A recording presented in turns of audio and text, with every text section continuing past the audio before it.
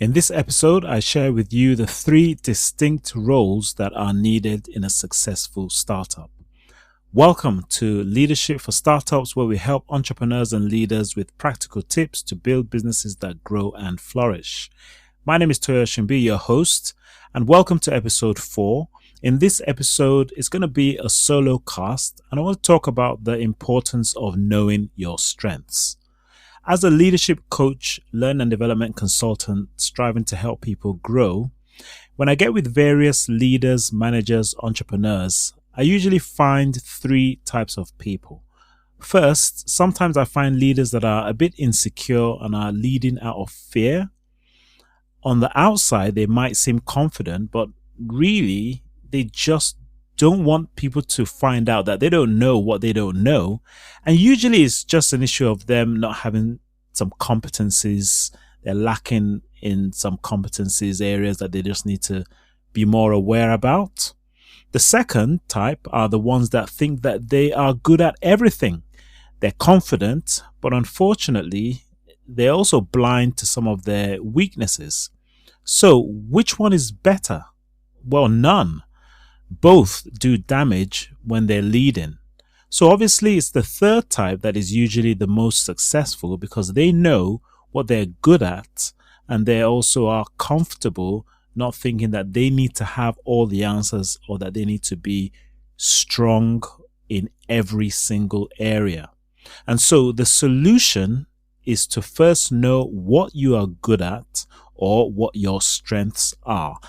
Now, if you're leading your own startup, or you could be an intrapreneur, which means that you're launching something within the company or you're starting a new venture within an organization that you work for, I want to share with you in this episode the three distinct roles that are needed in every startup venture. Now, one of these attributes you're most likely going to relate to more than the others. And this is most likely going to be the area of your strength. A few of you might cross over and dance between two of these attributes, but certainly you'll find that one of them suits you best. Now, this is not just my own opinion. It is based on research, and I'll give you some resources that you can follow up on at the end of this episode.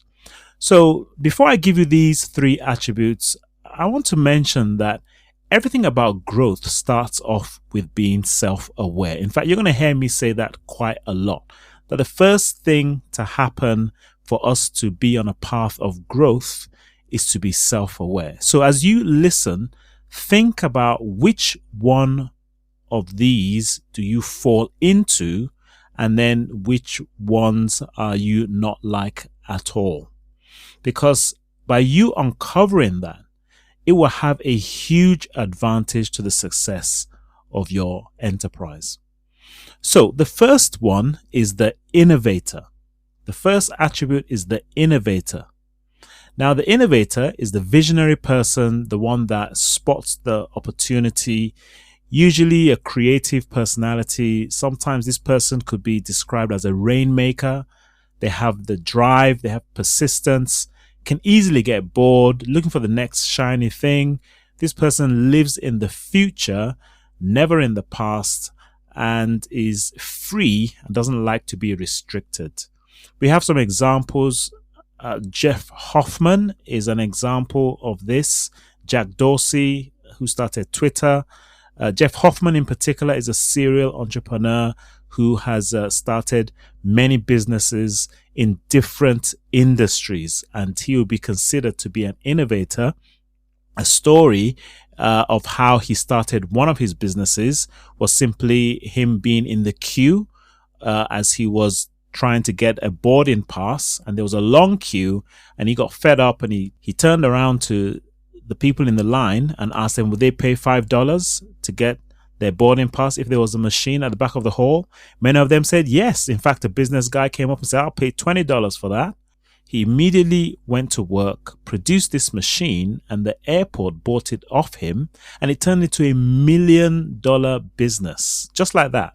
So the innovator is the person who has a lot of ideas and is a visionary person. So are you flooded with new ideas constantly? You have a list of other business ideas that you can start up tomorrow. Is it sometimes challenging for you to stay focused on the now because you look forward to that future? Well, maybe you fall into this category. So that's category one, the innovator. The second type is the manager. So this is the person who knows that planning and paying attention to the details is essential. This person can get all the players together, plan the operational side of the business, and this person looks more to the past than the future. They love the status quo. The manager role brings stability to the organization, ensuring that salaries are paid on time, bills are paid on time, consistency is reached. So do you get a bit freaked out when things are moving too fast? Or are you the one that reminds others about important events? You aim to provide a consistent approach around how things are done. And when you look around, you think of someone maybe like Tim Cook of Apple would be a good example, keeping things going. And that's the role of the manager. So does that seem to be more of your makeup, of how you operate? The third is the technician role. Usually, this is the work to be done. So, for instance, if you're a software company, maybe the work to be done is writing code. If you're in a beauty product manufacturing company, then you're the person that creates the product. If you're a chef, then you're usually cooking and creating the meals. Now, in this case, you're most likely an expert at doing this. Without the technician role, customers won't get served, products won't get produced. And if you're still a small business, maybe this is you now. Now, it could be that you actually love doing the technical role.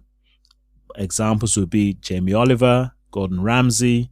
So the question is, are you still doing the work to be done? And do you have to do it? Do you have to do it? If the answer is yes, maybe it's because you're still in a small setup, but is that how it's always going to be? So many technicians carry the mindset that if you want something done, do it yourself. And this, unfortunately, is the mindset that cripples a business from growing and scaling. Now, these are the three roles that are needed for a successful company to function. Which one do you fall into? You see, all these have to be covered to make the business function properly. But let me bring your awareness to a few things. If you can identify yourself with one or two of these roles, then you're beginning to know your strengths. That was the aim of this podcast. And this is good because this should help you begin to look or ensure that you're teaming up with people that will complement the other areas. But still, there is one role missing, the leadership role. You see, research from John Copin Business School identified that after the initial startup phase, leadership became the necessary competence that is needed to take the business forward. So here's the question. What specific leadership skills have you intentionally developed? If you're still playing the technician role, then it is by developing your leadership skills that would help you come out from this role. You can still do it if you want to, but it shouldn't be that you have to do it. If that is so, then you've built yourself a job, not a business. So, we will cover the 4 core roles of leadership in our next episode. But for today's episode, you can find the links to some of the resources that I've used for this episode. For instance, The E-Myth by Michael Gerber and Born to Build by Jim Clifton and Sangeeta Badal. These two books are must reads if you're starting and leading a business. Also, you'll find a link to the research paper I referred to on leadership and entrepreneurship, and you can see the specific competencies that are needed as you progress in the show notes if you go to leadershipforstartups.com. If you're enjoying this podcast, please subscribe, write a review, go to my website, leadershipforstartups.com, engage with us so that you don't miss these practical tips that will help you be the better leader and you can grow your organization so you can grow and flourish. Till next time, to your success. Thank you.